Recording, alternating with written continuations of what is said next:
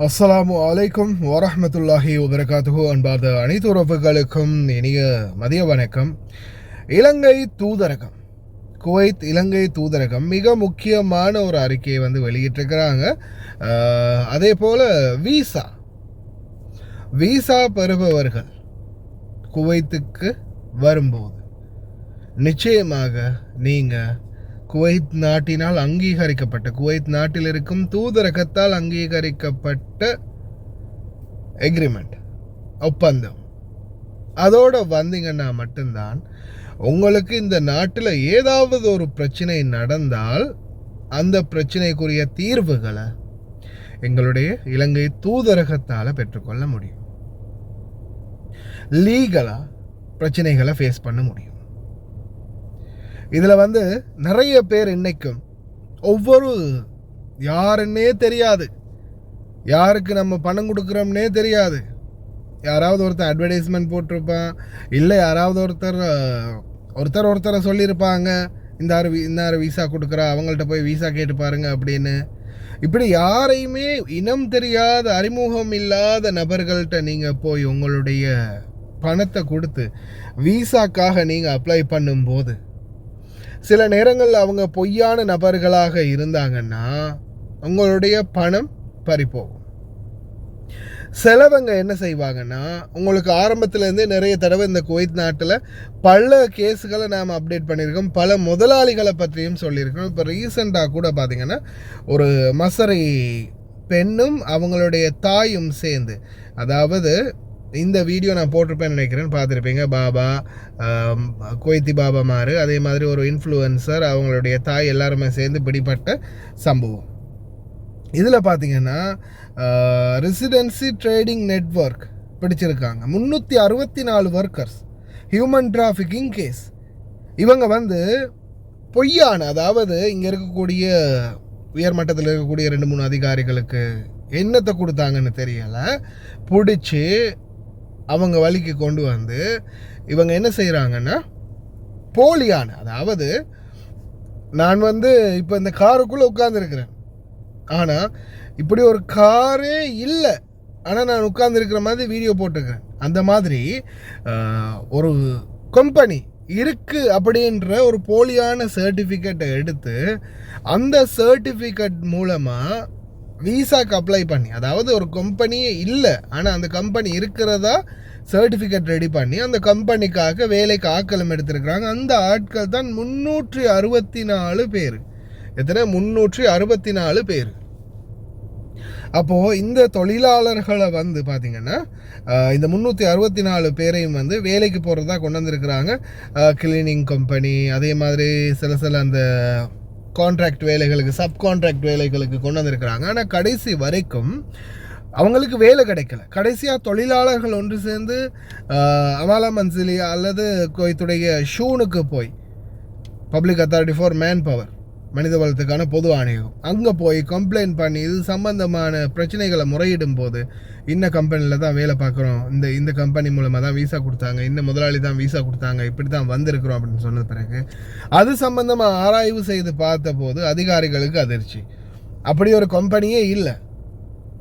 அதுக்கப்புறமா யார் என்னன்றதை தேடி பிடிக்கும்போது அந்த கம்பெனி மாதிரி போலியாக ரெடி பண்ணுறதுக்கு உதவி பண்ணினவங்க, மற்றும்படி இந்த வீசா கொடுத்து எடுத்தவங்க, இந்த இதுக்குரிய ஸ்பான்சர்ஷிப்பில் இருந்தவங்க எல்லாரையும் ஒட்டுமொத்தமாக கூண்டோட இந்த மாதிரி அந்த நெட்வொர்க்கை கைது பண்ணுறாங்க. சில நேரங்களில் தனி ஒரு நபர், இப்போ நீங்கள் சிலர் போலியாக எக்ரிமெண்ட் செஞ்சுட்டு வாரீங்க, நாட்டில் எக்ரிமெண்ட் ஒன்று செய்யணும் அப்படின்னு சொல்லும்போது எக்ரிமெண்ட்டுக்குரிய அந்த ஏற்பாடுகள், அந்த கம்பெனியோடைய ஃபுல் டீட்டெயில்ஸ், பேப்பர், அது இது எல்லாம் கேட்பாங்க. எம்பசிக்கு போய் நீங்கள் ஒரு எக்ரிமெண்ட் செய்ய போகிறீங்களா இருந்தால் அந்த கம்பெனியோட சேலரி சர்டிஃபிகேட், அந்த தொழிலாளர்கள் எப்படி இருக்கிறாங்க. இப்போ இதே நான் நிறைய பேர்கிட்ட பார்த்துருக்கிறேன். ஏன்னா கம்பெனியில் வேலை செய்கிறவங்களுடைய டீட்டெயில்ஸ் கேட்குறாங்க, கம்பெனியை பற்றி கேட்குறாங்க, அதை கேட்குறாங்க, இதை கேட்குறாங்க, அந்த ஃபைலை கேட்குறாங்க, இந்த ஃபைலை கேட்குறாங்க, என்ன எம்பசி அலக்களிக்கிறாங்க.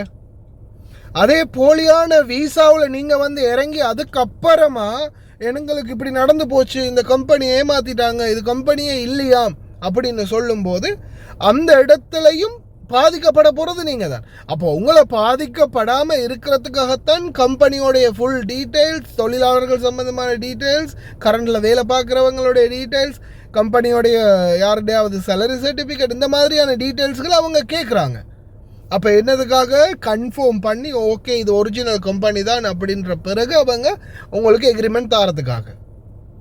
ஆனால் இன்றைக்கும் ஒரு சிலர் அவங்க அது கேட்குறாங்க இது கேட்குறாங்க, எம்பசியால் இப்படி பண்ணுறாங்க, அலக்களிக்கிறாங்க, அந்த ஃபைலை கொண்டு வர சொல்கிறாங்க, இந்த ஃபைலை கொண்டு வர, உங்கள் நல்லத்துக்காக தானே சொல்கிறாங்க.